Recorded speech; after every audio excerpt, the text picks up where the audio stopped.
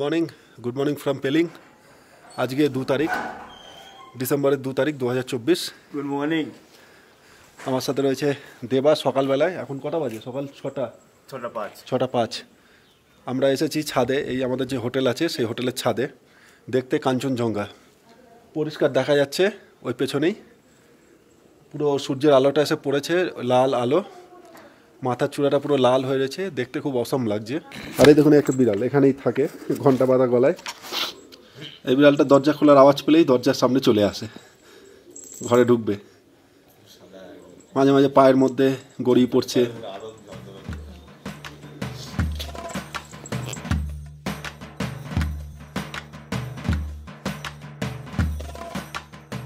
কাল গ্যাংটক থেকে আমরা এসে পৌঁছেছিলাম পেলিং। আসার পথে দেখে নিয়েছিলাম Ravangla, Namchi, Temi tea garden, Samdruptse monastery, বিভিন্ন সাইট সিইং পয়েন্ট। আজ আমরা পেলিংয়ের লোকাল সাইট সিইং করব। কাল আমরা বেরিয়ে পড়ব ফেরার পথে। সেই পরিকল্পনা মতো আমরা সকালে আমাদের হোটেলে ব্রেকফাস্ট করে বেরিয়ে পড়লাম লোকাল সাইট সিইং করতে। এই কমপ্লিট ট্রিপটায় ওয়েদার কিন্তু খুব ভালো ছিল।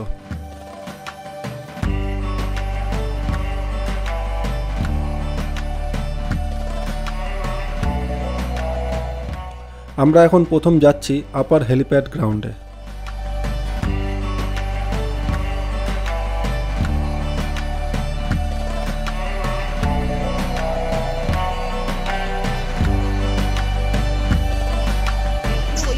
এই হচ্ছে আপনার আপার হেলিপ্যাড গ্রাউন্ড, যেটা সেই হেলিপ্যাড গ্রাউন্ডটা এখন আর ওপেন নেই। এখানে এই বিল্ডিংটা তৈরি করছে, এটা রোপওয়ে চালু হবে।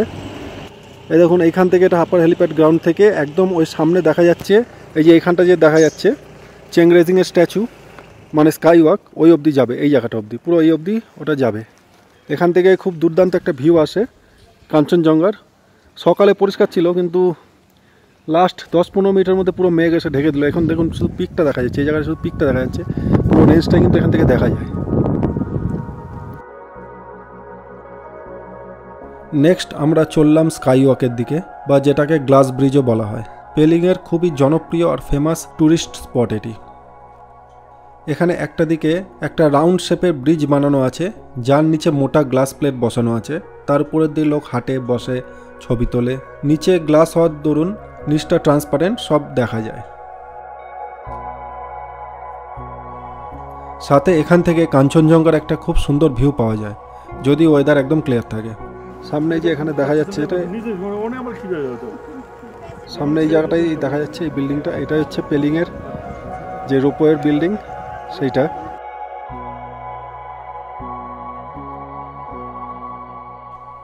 সাথে এখানে একটা মনেস্ট্রিও আছে, যার উপরে গুরু চেংরেজিংয়ের 137 ফিটের উঁচু স্ট্যাচু। আর সাথে এখানে চারিদিকে আছে বুদ্ধিস্ট প্রেয়ার হুইলস।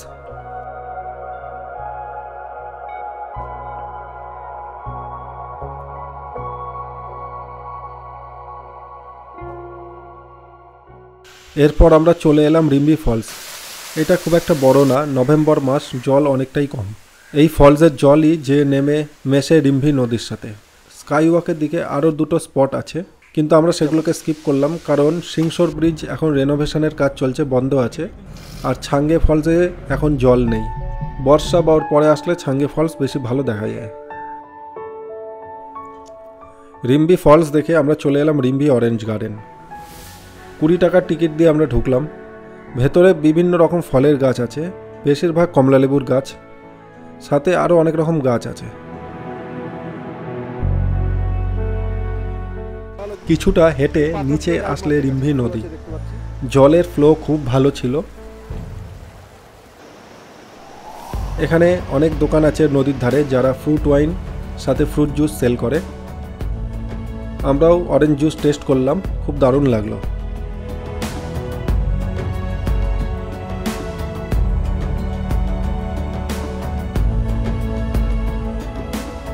এরপর এলাম খেচোপেরি লেক। ভেতরে ঢুকে একটা বড় লেক আছে, সেখানে অনেক মাছ ছাড়া আছে। এই মাছের নাম আমি জানি না, কিন্তু অনেক বড় বড়।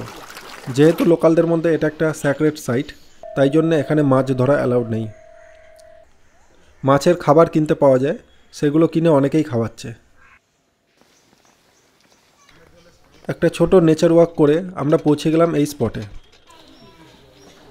কিন্তু পৌঁছে বেশ হতাশ হলাম, কারণ 2-3 বছর আগে যখন এসেছিলাম তখন এই জায়গাটা খুব সাজানো গোছানো ছিল। তাই আমরা এখানে বেশি সময় নষ্ট না করে এগিয়ে গেলাম নেক্সট স্পটের দিকে, যেটা হচ্ছে কাঞ্চনজঙ্ঘা ওয়াটারফলস। এই নভেম্বর মাসেও অনেক জল, প্রায় বিকেল হয়ে গেছে, খুব একটা ট্যুরিস্ট এখানে ছিল না। আমরা এখানে অনেকটা সময় কাটালাম, অনেক ফটো তুললাম, সাথে জিপ লাইনও করলাম। এই হচ্ছে জিপ লাইন পয়েন্ট, 150 টাকা করে টিকিট। ওই সামনে উঁচু জায়গার থেকে শুরু হবে আর ঠিক উল্টো দিকে এইখানে এসে শেষ হবে। প্রথমবার করছিলাম, একটু ভয় লাগছিল, কিন্তু যখন শুরু হলো মাঝামাঝি এসে বেশ দারুণ লাগলো। এখানে আমরা হালকা করে একটু টিফিন করে নিলাম, কারণ লাঞ্চ মিস হয়ে গেছে। তো এটা ছিল আজকের মতো আমাদের শেষ পয়েন্ট।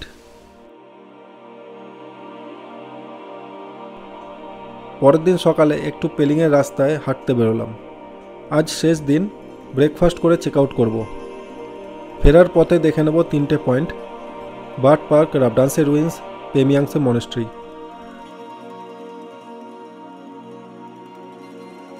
আমি আগেরবার যখন এসেছিলাম এই হোটেল হেরুকায় ছিলাম, যেটা মিডিল পেলিংয়ে, খুব ভালো হোটেল। আর বন্ধুরা, এখান থেকে শুরু হচ্ছে আপনার এই বাঘটা ঘুরলে শুরু হচ্ছে এখান থেকেই লোয়ার পেলিং।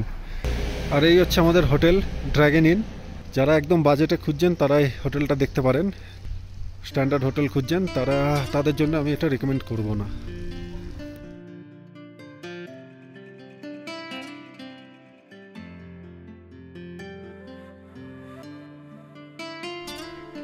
আমরা প্রথম এলাম পেমিয়াংসে মনেস্ট্রি।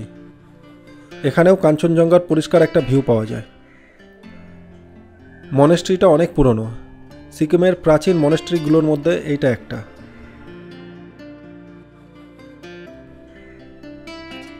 এরপর এলাম সিকিমের নতুন তৈরি হওয়া বার্ড পার্ক।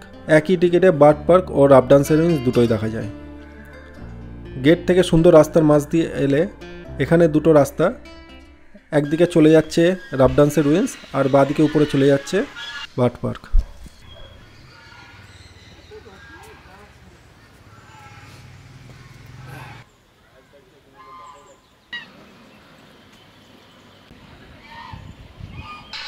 এটা বেসিক্যালি একটা বড় খাঁচা, ভেতরে আরও অনেক ছোট ছোট খাঁচা, যার মধ্যে বিভিন্ন রকম পাখি ছাড়া আছে।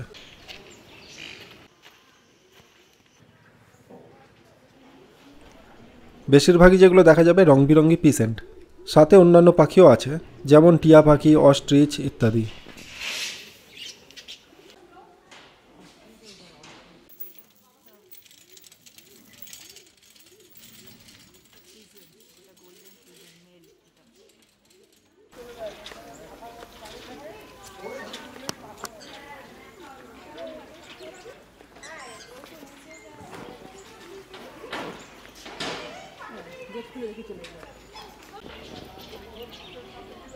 জলে অনেক হাঁসও ছাড়া আছে। কি চিল্লাচ্ছে এসে!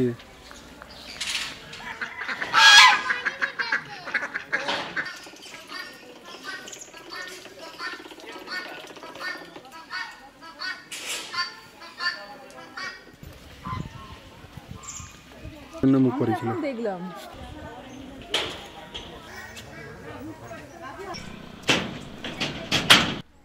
এই লিস্টটাতে আপনি এখানে দেখতে পাবেন এখানে কি কি পাখি পাওয়া যেতে পারে। এবার আমরা এগিয়ে গেলাম রাবডান্সে রুইন্সের দিকে, যেটা একসময় সিকিমের দ্বিতীয় রাজধানী ছিল। প্রায় 20 মিনিট হেঁটে যেতে হবে জঙ্গলের মধ্যে দিয়ে।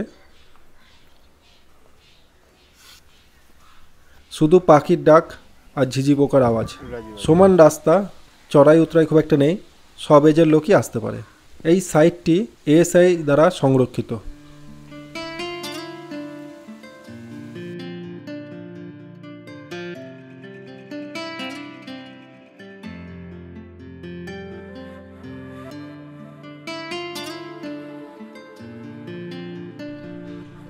আগে সিকিমের রাজধানী ছিল ইয়ুকসুম, তারপর সেকেন্ড চৌগিয়াল টেংসুং নামগিয়াল ইয়ুকসুম থেকে সিকিমের রাজধানী এখানে শিফট করে। পরে এটা গোর্খা আক্রমণে নষ্ট হয়ে যায়, আর এখন এই রাজত্বের শুধু রুইন্স এখানে দেখা যায়।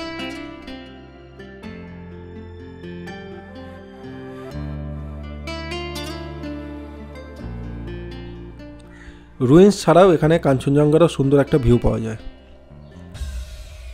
সাথে চারিপাশের পরিবেশটাও খুব সুন্দর।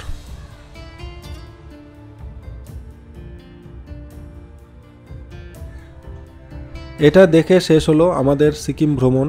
এখন নেমে যাচ্ছি পাহাড় থেকে সমতলের দিকে, শিলিগুড়ির দিকে। রাতে কলকাতা ফেরার ট্রেন। রাস্তায় যেতে যেতে দেখলাম এক জায়গায় ধস নেমেছে, খুব তাড়াতাড়ি রাস্তা পরিষ্কার হওয়ার কাজ হচ্ছে।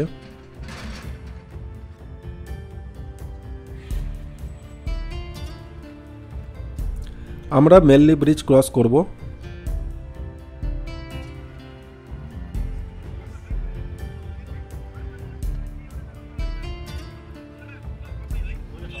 এবার সাউথ সিকিম থেকে আমরা কালিম্পং ডিস্ট্রিক্টে প্রবেশ করব, আর তারপরে তিস্তা ব্রিজ ক্রস করে সেওয়াক রোড হয়ে আমরা চলে যাব এনজেপির দিকে। তো বন্ধুরা, এখানেই শেষ করছি আজকের এই ভিডিও। দেখা হবে পরের ভিডিওতে। সবাই ভালো থাকবেন।